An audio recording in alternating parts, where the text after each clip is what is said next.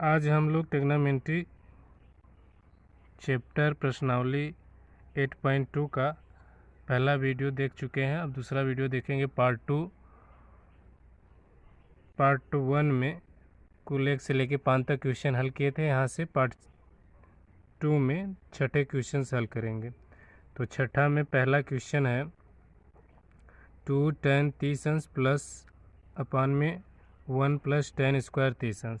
तो इसका मान ज्ञात करना है और विकल्प दिया है ए विकल्प 60 अंश, बी विकल्प cos 60 अंश, सी विकल्प tan 60 अंश, सी डी विकल्प sin 30 अंश। तो कौन सा विकल्प सही होगा तो इसको हल करेंगे हम। तो 2 tan 30 अंश अपान में 1 + tan स्क्वायर 30 अंश। तो ये sin 2a का फार्मूला होता है sin 2a बराबर होता है 2 tan a अपान में 1 + tan स्क्वायर a। तो हम इसको फार्मूला से अगर रखें तो यहाँ sin 2a के स्थान पे 30 डिग्री हो जाएगा। तो ये हो गया sin 60 अंश। तो विकल्प ए में है sin 60 अंश, तो विकल्प पहला सही होगा।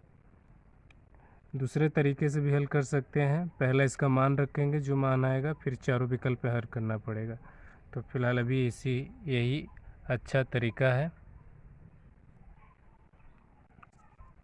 अब हम लोग क्वेश्चन नंबर दूसरा देखेंगे जो है 1 - tan स्क्वायर 45 डिग्री अपान में 1 + tan स्क्वायर 45 डिग्री। तो ये विकल्प दिया है इसको 4 विकल्प। पहला विकल्प 90 डिग्री, दूसरा विकल्प 1 है और सी विकल्प का मान sin 45 और डी विकल्प का मान 0। तो इसको हल करने पे हमें मालूम चलेगा। तो इसके लिए हम इसको हल करेंगे, सीधा मान रख देंगे 1 - tan स्क्वायर 45 अपान में 1 + tan स्क्वायर 45 डिग्री। तो 1 का मान होता है 45, tan 45 का मान 1, तो 1 का स्क्वायर करेगा तो 1 ही आएगा, या 1 यहाँ भी 1 आएगा, ऊपर 0 हो जाएगा, बट्टे में 2, तो पूरा ये 0 हो जाएगा। तो इसका आंसर 0 होगा, जो कि डी विकल्प सही होगा। सूत्र है हमारा sin 2a का 2 tan a अपान में 1 + tan स्क्वायर a, जो कि इस क्वेश्चन में अप्लाई हुआ है। तो सेम हम sin 2a रख देंगे, सीधा आंसर आ जाएगा। क्वेश्चन नंबर तीसरा देखेंगे जो sin 2a बराबर है 2 sin a। तो a का मान इसमें ज्ञात करना है। तो इसके लिए हम लोग sin 2a का फार्मूला 2 sin a, तो हम sin 2a होता है cos 2 cos a sin a बराबर में 2 sin a। तो 2 से 2 कैंसिल होगा, sin से sin कैंसिल हो जाएगा। यहाँ होगा cos a बराबर में 1 और एक cos a और एक cos 0 अंश का मान होता है 1, तो cos से cos कैंसिल हो जाएगा, a बराबर में 0 आ जाएगा। तो इसका आंसर हो जाएगा a बराबर में 0, विकल्प पहला। तो इसका भी आंसर होगा पहला। अब चौथा क्वेश्चन देखेंगे जो है 2 tan 30 अंश अपान में 1 - tan स्क्वायर 30 अंश। तो 2 tan 30 अंश अपान में 1 - tan स्क्वायर 30 अंश। तो इसका फार्मूला होता है, यह tan 2a के बराबर होता है। तो tan 2a के स्थान पे है 30, तो हो जाएगा tan 60 डिग्री, tan 60 डिग्री। तो इसका आंसर हो जाएगा क्वेश्चन सी विकल्प। tan 2 का जो फार्मूला होता है वह tan 2a बराबर होता है tan a plus tan a स्थान पे है, तो 1 - tan a into tan a, तो ऊपर हो जाता है, दोनों जुड़ जाता है, 2 tan a हो जाता है और अपान में 1 - tan स्क्वायर गुणा है तो स्क्वायर हो जाएगा। ये हमारा फार्मूला होता है। जो कि इस सवाल में उपयोग किया गया है। अब हम अगला क्वेश्चन देखेंगे, क्वेश्चन नंबर 7, जो है कि tan a प्लस बी बराबर √3 और tan a माइनस बी बराबर 1/√3, जिसमें a का मान b से बड़ा होना चाहिए और a प्लस b का योग 0 से बड़ा होगा और 90 डिग्री से छोटा या 90 डिग्री के बराबर होना चाहिए। तो इसको हल करने के लिए हम पहले tan a प्लस बी बराबर में √3, तो ये tan 60 अंश का मान होता है और इधर tan a प्लस बी, तो tan a प्लस बी बराबर में tan हट जाएगा, 60 डिग्री होगा। इसको हम समीकरण 1 मान लेते हैं। इधर एक इक्वेशन दिया है tan a माइनस बी बराबर में 1/√3, तो ये हो जाएगा tan 1 माइनस बी, ये होता है tan 30 अंश का मान। tan से कैंसिल हो जाएगा, तो a माइनस बी बराबर हो जाएगा 30 डिग्री। ये समीकरण 2 है। तो समीकरण 1 प्लस समीकरण 2, इन दोनों को समीकरण को जोड़ देंगे तो a और b का मान ज्ञात किया जा सकता है। समीकरण a, समीकरण b दूसरा, a माइनस बी बराबर में 30 डिग्री, समीकरण 2, और इन दोनों को घटा देंगे तो घट जाएगा और ये जोड़ेंगे तो प्लस माइनस होके b कट जाएगा और a 2a हो जाएगा बराबर, ये 30 60 90 हो जाएगा। तो a बराबर आ जाएगा यहाँ से 45 डिग्री, a बराबर में 45 डिग्री। तो a प्लस इक्वेशन समीकरण में a प्लस b बराबर 60 डिग्री है, तो a अगर 45 है तो b बराबर 15 डिग्री हो जाएगा, क्योंकि 60 में से 45 घट जाएगा, तो ये b बराबर में 15 डिग्री। तो a का मान 45 डिग्री, b का मान 15 डिग्री। अब हम लोग क्वेश्चन नंबर 8 देखेंगे, जो है sin a। इसमें पूछा है कि कौन सा इक्वेशन सत्य है, कौन सा कथन सत्य है, कौन सा कथन असत्य है। तो इसको हम देखेंगे। अगर इसके बराबर sin a प्लस बी का मान अगर sin a और प्लस sin b के बराबर होता है तो इसे सत्य है, अगर नहीं होता तो असत्य होगा। तो इसके लिए हम इस तरफ का हल करेंगे। तो sin a जो होता है, इसका formula sin a plus b, इसका मान होता है sin a cos b plus में cos a sin b। तो ये a मान होता है जो कि इसके बराबर है, तो ये बराबर नहीं है, इसलिए यह कथन जो है असत्य है, यह कथन असत्य है। और दूसरा देखें, दूसरा है कि थीटा में वृद्धि होने के साथ साइन थीटा के मान में वृद्धि होती है, साइन थीटा के मान में वृद्धि होती है, ये हमारा कथन है। इसको हम चेक कर लेते हैं। अगर थीटा 0 है तो साइन 0 अंश का मान 0 होता है। अगर थीटा 30 अंश है तो साइन 30 अंश का मान 1/2 होता है। अगर थीटा 45 है तो साइन 45 अंश का मान 1/√2 होता है। अगर थीटा का मान 60 है तो साइन 60 अंश का मान √3/2 होता है। यदि थीटा बराबर 90 डिग्री है तो साइन 90 डिग्री का मान 1 होता है। तो हम देख रहे हैं कि थीटा का मान अगर 0 है तो 0 हो गया, थीटा का मान 30 है तो इसका मान 1/2 हो गया, तो मान बढ़ गया। फिर थीटा का मान 45 है तो इसका मान 1/√2 हो गया। तो ये वैल्यू छोटी है, ये वैल्यू बड़ी है, क्योंकि नीचे जो है हर में बड़ी वैल्यू है, ये छोटी वैल्यू है, इसलिए बड़ी वैल्यू भाग देंगे तो बड़ी वैल्यू आएगी।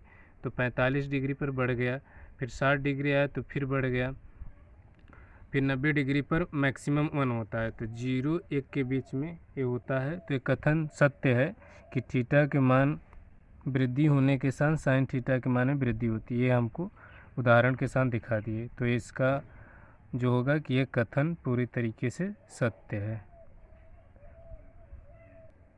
तीसरा कथन दिया है कि थीटा के मान में वृद्धि होने के साथ काश थीटा के मान में वृद्धि होती है।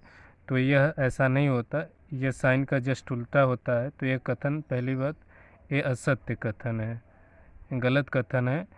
चेक करके देखते हैं। अगर थीटा का मान 0 है तो काश 0 अंश का मान 1 होता है। अगर थीटा का मान 30 डिग्री है तो काश 30 अंश का मान √3/2 होता है। यदि थीटा का मान 45 डिग्री है तो काश 45 अंश का मान 1/√2 होता है। और यदि थीटा का मान 60 डिग्री है तो काश 60 अंश का मान √3/2 होता है। इसी तरीके से लास्ट देखें, थीटा का मान अगर 90 है तो काश 90 अंश का मान 0 होता है। तो इससे हमें यह स्पष्ट दिखाई देता है कि थीटा का मान जैसे वृद्धि हो रही है उसी के अनुसार उसके वैल्यू में कमी होती जा रही है। तो अधिकतम 1 है, उससे कम हो गया √3/2, इससे कम हो गया 1/√2, इससे कम हो गया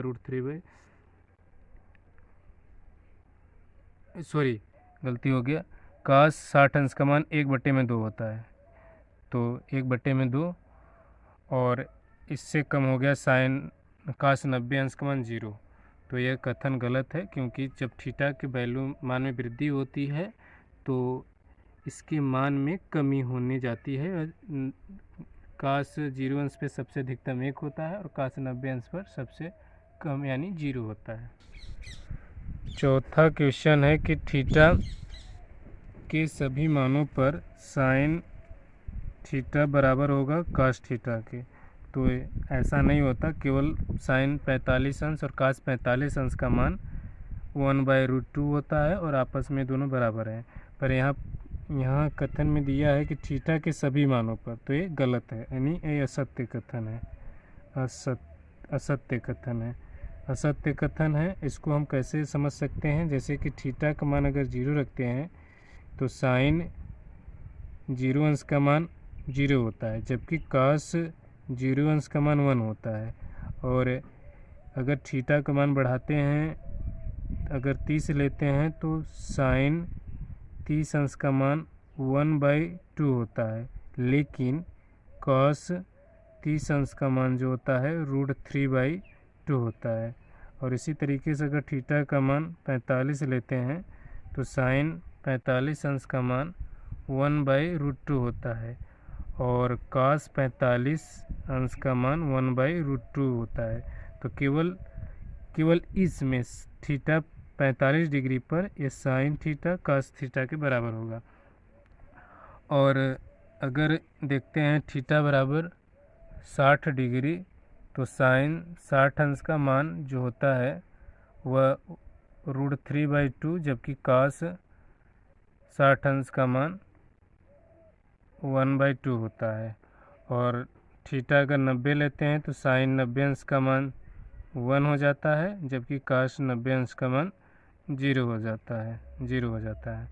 तो कुल मिलाकर हम देख सकते हैं कि थीटा के सभी मानों पर साइन और कॉस आपस में बराबर नहीं है, इसीलिए कथन असत्य है। अब पांचवा क्वेश्चन देखते हैं। a बराबर 0 पर काट a परिभाषित नहीं है। तो ये कथन पूरी तरीके से सत्य है, क्योंकि अगर हम देखें काट a का मान, काट यानी 0 का मान तो इनफाइनाइट होता है, यानी कि अपरिभाषित होता है, यानी कि परिभाषित नहीं है। क्योंकि tan 0 अंश का मान 0 होता है और इसका काट 0 अंश का मान जो हो जाएगा, इसको पलट देंगे तो ये हो जाएगा 1/0। तो ये हो जाता है इनफाइनाइट यानी अपरिभाषित हो जाता है। तो इस तरीके से यह कथन सत्य है पूरी तरीके से। अगला क्वेश्चन देखेंगे, क्वेश्चन नंबर 9, जो है tan थीटा बराबर 8/15 तथा जो थीटा की वैल्यू होगी 0 से बड़ी होनी चाहिए और 90 डिग्री से छोटी। तो साइन थीटा का मान ज्ञात कीजिए। तो जो इसको हल करने के लिए हम tan थीटा बराबर 8/15, तो इसको अगर हम थीटा मान लेते हैं तो ये हो जाता है tan थीटा बराबर होता है लंब बटे में आधार। तो थीटा के सामने जो रेखा होती है वो लंब होती है और 90 डिग्री के सामने जो रेखा होती है वो कर्ण होती है। तो थीटा के सामने भुजा लंब और 90 डिग्री के सामने भुजा कर्ण। तो बचा केवल लिख, तो ये आधार हो जाएगा। तो इसने लंब दिया है 8 और आधार दिया है 15। तो हमें कर्ण निकालेंगे कैसे? अगर मान लेते हैं त्रिभुज ए बी सी, तो ए सी जो हो जाएगा रूट यानी ए बी का स्क्वायर प्लस बी सी का स्क्वायर, ये हो जाएगा रूट 8 का स्क्वायर यानी 64 और 15 का स्क्वायर यानी 225, ये हो जाएगा 289, 5 4 9 6 2 8, ये हो जाएगा ए सी बराबर 17। तो कर्ण हो गया हमारा 17। तो साइन थीटा का जो होता है लंब बटे में कर्ण होता है, लंब बटे में कर्ण। तो लंब साइन थीटा बराबर लंब कितना है 8 और हमारा कर्ण हम निकाले हैं 17। तो यह साइन थीटा का मान हो जाएगा। क्वेश्चन नंबर 10वां जो दिया है tan 2 थीटा बराबर 2 tan theta 1 minus tan square theta की सहायता से tan 60 अंश का मान ज्ञात कीजिए और tan 30 अंश का मान दिया है। तो हम tan 2 थीटा बराबर tan 30 अंश का मान यहाँ रख देंगे। तो थीटा का मान हम 30 मानते हैं, तो हो जाएगा tan 30 अंश अपान में 1 माइनस tan 30 अंश। तो tan यहाँ भी 2 रख देंगे, थीटा का मान 30 अंश, तो हो जाएगा 2 tan 30 अंश का मान होता है 1/√3 अपान में 1 माइनस 1/√3 का स्क्वायर। तो इसको हल करेंगे तो ये हो जाएगा ऊपर 2/√3 अपान में 1 माइनस 1/3। तो इसको हल करेंगे तो हो जाएगा ऊपर 2/√3, ये हो जाएगा 3 माइनस 1 यानी 2 अपान में 3। तो 2 से 2 कैंसिल हो जाएगा और ये ऊपर चला जाएगा, तो हो जाएगी √3 ऊपर 3 हो जाएगा, नीचे √3। तो √3 से √3 कैंसिल हो जाएगा, तो हो जाएगा √3। तो tan 60 अंश का मान हो जाएगा √3। ये हमें ज्ञात करना था यही। अब हम क्वेश्चन नंबर 11वीं देखेंगे जो दिया है cos 2 थीटा बराबर cos स्क्वायर थीटा -1 की सहायता से cos 30 अंश का मान ज्ञात कीजिए, जबकि cos 60 अंश का मान 1/2 दिया है। तो हम cos 2 थीटा बराबर cos स्क्वायर थीटा -1 इसकी सहायता से हमें cos 30 अंश का मान याद करना है। तो थीटा के स्थान पे हम 30 रखेंगे, तो cos 2 इंटू थीटा यानी 30 बराबर cos स्क्वायर 30 डिग्री -1। तो ये हो जाएगा cos 60 डिग्री बराबर cos 30 डिग्री का होल स्क्वायर ऐसे भी लिख सकते हैं -1। 1 को इधर लाएंगे तो ये 1 हो जाएगा और cos 60 अंश का मान होता है 1/2। तो हो जाएगा cos 30 डिग्री का होल स्क्वायर, हो जाएगा 3/2 बराबर में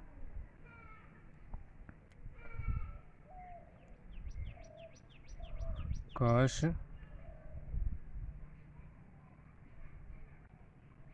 30 डिग्री। इसका यहाँ पे 2 छूट गया है तो क्वेश्चन 2 होगा, और यहाँ भी 2 होगा, यहाँ भी 2, यहाँ भी 2, यहाँ 2, ये 2 होगा, ये 2। इसका ऐसे होल स्क्वायर करेंगे तो इधर गुणा हो जाएगा। तो पहले इस तरफ हम ऐसे लिख सकते हैं कॉस 30 डिग्री का होल स्क्वायर बराबर 3/2। तो इसको हम इधर लिख दें तो कॉस 30 डिग्री का होल स्क्वायर, 2 इधर चला आएगा नीचे, 3/4, और cos 30 अंश रूट इस पे आ जाएगा तो ये हो जाएगा √3/2। तो यह इसके पदों में हम cos 30 अंश का मान आएगा √3/2।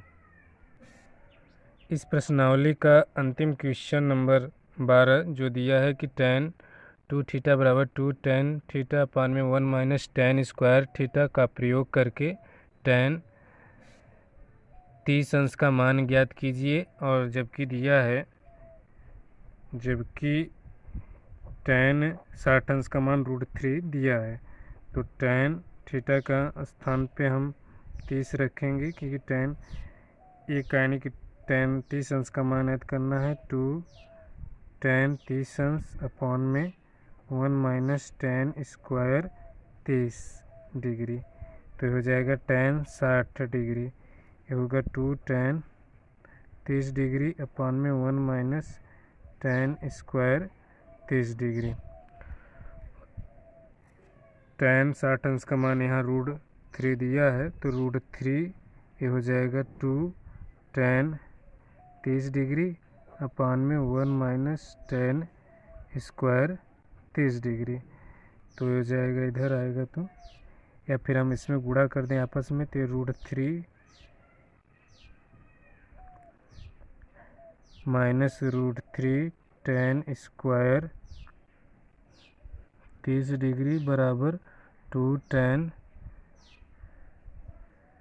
30 डिग्री। तो इसको हम पंचांतर कर लेंगे, √3 को इधर tan square plus 2 tan 30 degree minus 30 degree बराबर माइनस √3 3 हो जाएगा। तो ये द्विघात समीकरण बन गया। तो √3 का √3 में गुणा करेंगे तो 3 हो जाएगा, और 3 × 1 करेंगे तो 3 होगा, और घटा देंगे तो 2 बचेगा। तो ये √3 tan स्क्वायर 30 डिग्री प्लस ये हो जाएगा 3 tan 30 degree minus tan 30 degree minus √3 बराबर में 0।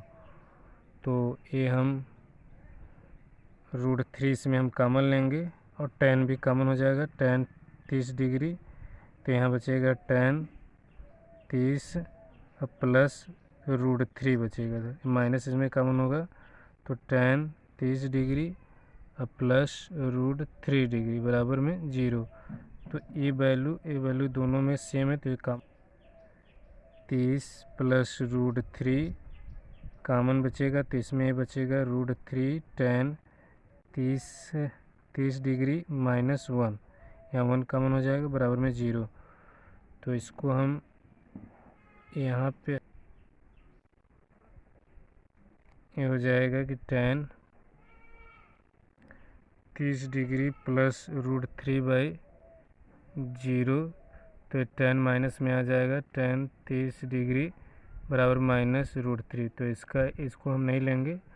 अब एक है कि √3 tan 30 डिग्री माइनस 1 बराबर 0 है, तो ये हो जाएगा √3 tan 30 अंश बराबर में 1, और ये हो जाएगा tan 30 अंश बराबर में, ये भाग हो जाएगा 1/√3। तो आ गया tan 30 अंश का मान 1/√3। तो यही होगा tan 30 अंश का मान 1/√3। तो यह ट्रिग्नोमेट्री चैप्टर का 8 पॉइंट प्रश्नावली 8.2 था, जो कि क्वेश्चन नंबर 12 लास्ट क्वेश्चन था, और यह पार्ट 2 है। तो अगर आपको इसमें कोई दिक्कत आती है तो आप कमेंट बॉक्स में लिख सकते हैं। धन्यवाद।